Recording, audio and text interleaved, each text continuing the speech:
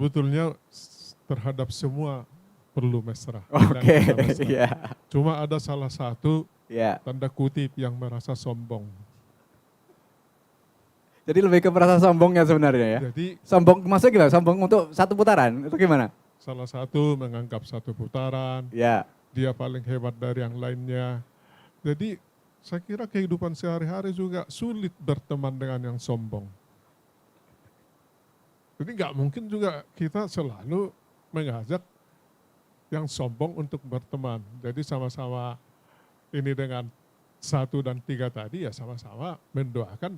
Jangan-jangan mereka nanti yang masuk putaran kedua. Tidak ada yang tahu. Ya, iya.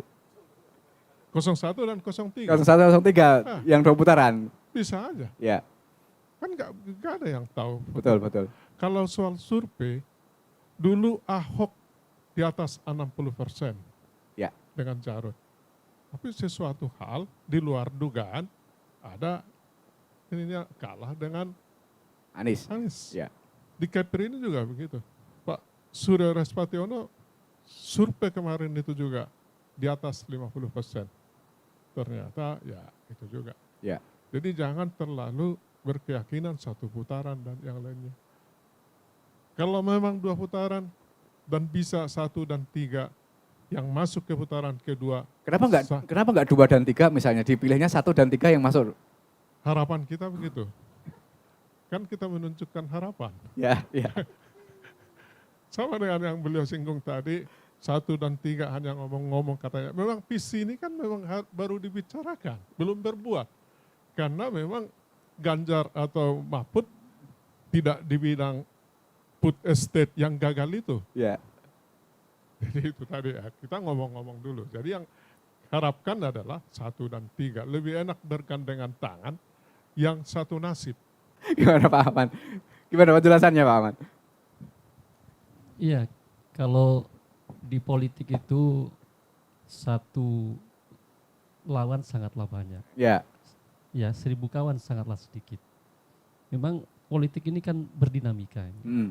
Tapi yang lebih penting adalah bagaimana membangun bangsa ke depan itu lebih baik. Kalau persoalan sekarang kenapa kok kelihatan 01 sama 03 itu mesra? Saya sepakat. Karena nasibnya untuk saat ini sama. Diperlakukan dengan cara yang sama juga oleh pemerintah saat ini. Jadi memang sangat masif sekali pemerintah saat ini kemudian menggerakkan seluruh komponen yang memang bisa dia gerakkan secara masif untuk membantu paslon 02. Tapi saya meyakini lama-lama masyarakat semakin cerdas dan akan juga gerah dengan hal yang seperti ini. Tapi yakin 1 putaran atau 2 putaran nantinya? Kalau kita sangat meyakini 2 putaran. 2 putaran juga ya? Contohnya saat ini kita melihat hasil-hasil survei yang terbaru. Ya. Ternyata posisi paslon 02 itu pada posisi yang stuck bahkan menurun. Ketika kemarin berada di angka 49%, sekarang sudah turun menjadi 45%. Ya. Nah sementara paslon 01 yang kemarin masih di angka 20 sekian, bahkan pernah 19, sekarang sudah melonjak pada posisi di angka 35%. Nah ini grafiknya menanjak 01 ini. Sementara paslon 02 grafiknya menurun. Loh bagaimana mau 1 putaran? Ini kan tidak rasional ini. Ya. Ya, saya sepakat bahwa ini akan menjadi 2 putaran. Dan ketika terjadi 2 putaran, maka yang menang nanti adalah pasangan Amin yang akan menang. Ya, konsultan politik kami yang PKB sendiri yang saat ini menggunakan app Saiful Avata, memang secara internal sudah menyampaikan ini pasti 2 putaran.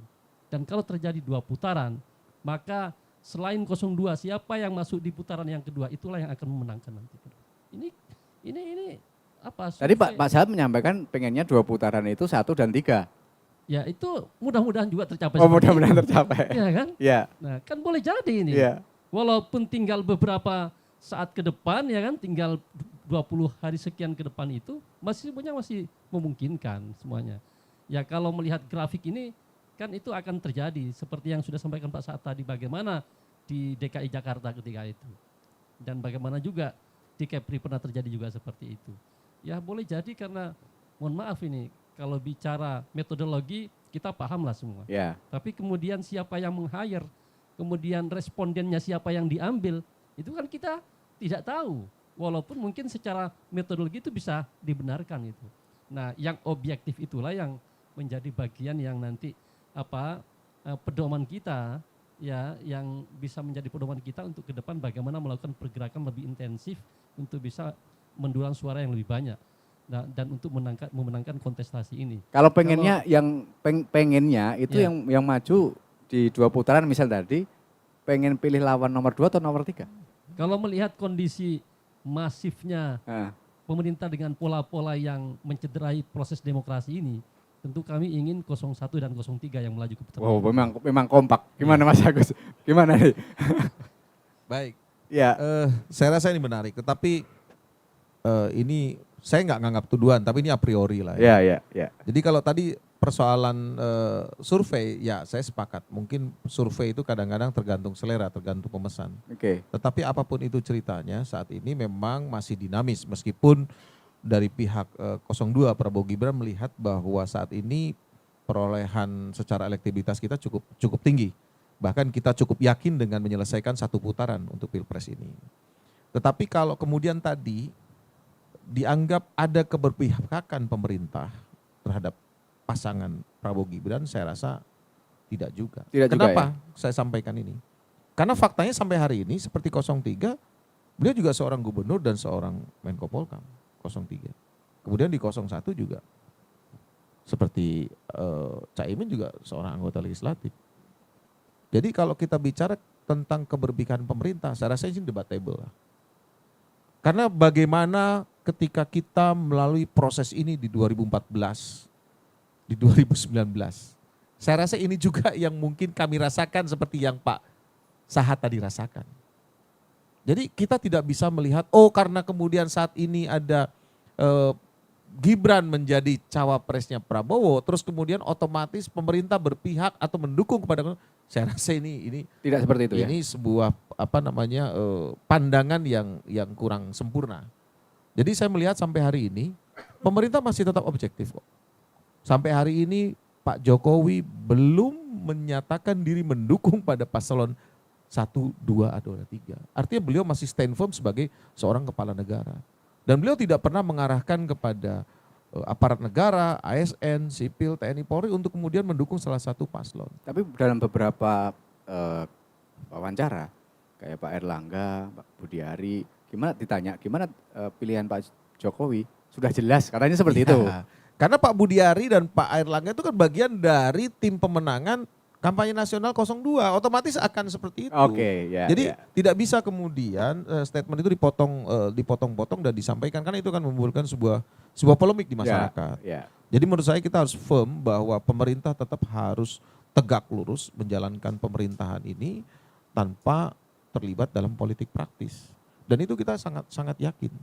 Jadi kalau saat ini kemudian kami diklaim, dianggap didukung oleh pemerintah, saya rasa ini sebuah statement yang terlalu tergesa-gesa dan mungkin juga tidak bisa karena kami juga merasakan dulu seperti apa dan bagaimana. Jadi kalau kemudian sekarang 02 itu mendapatkan elektabilitas tertinggi, ya karena memang masyarakat sudah menilai.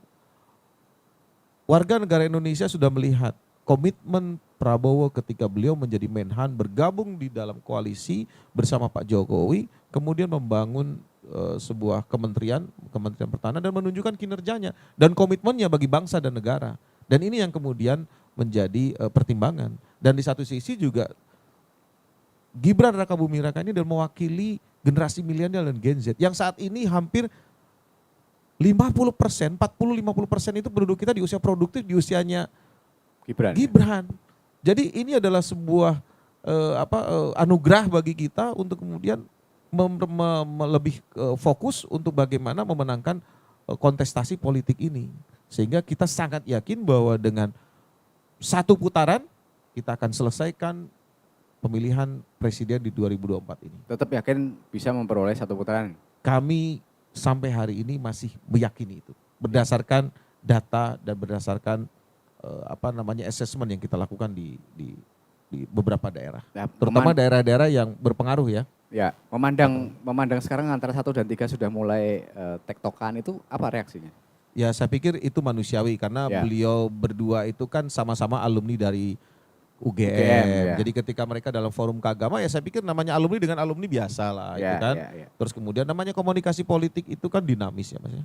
Bukan berarti dia berteman dengan ini kemudian atau bertemu dengan ini kemudian bisa dimanifestasikan dalam bentuk berkoalisi, tidak. Saya rasa itu masih dinamis. Tetapi sah-sah saja. Tetapi kalaupun itu kemudian berkoalisi ya buat kita dari pihak Prabowo Gibran tidak jadi persoalan. Tidak jadi persoalan ya? Ya, karena kita tetap yakin dengan satu putaran kita bisa selesaikan kontestasi politik ini. Ya baik. Pak Saad, ada yang tambahan? Ya, terima kasih Pak Agus. Yang pertama mengenai alumni. Ya. Jokowi juga alumni UGM, jadi tiga-tiga. Mengenai pemerintahan ini atau Jokowi ini sudah berpihak atau belum. Saya kira kita orang politisi bisa menilai. Jangankan, nggak perlu langsung disebut lah.